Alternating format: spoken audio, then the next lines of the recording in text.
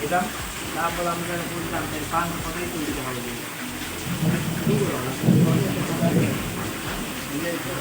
dia itu kalau ini lah, kita ada di bawah itu,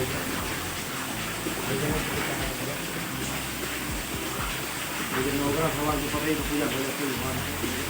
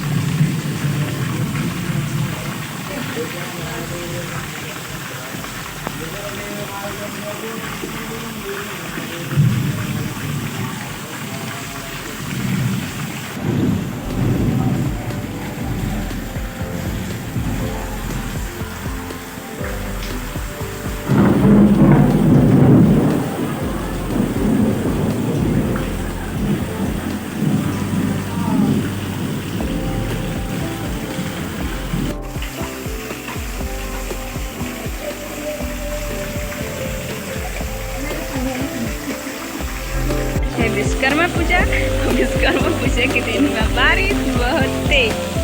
आइए कुछ दिखाते हैं अपने घर का नज़ारा दलान का।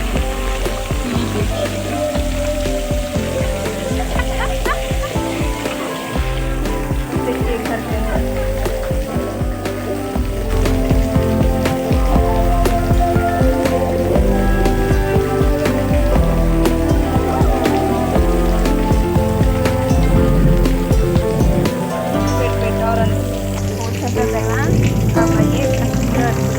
apa ya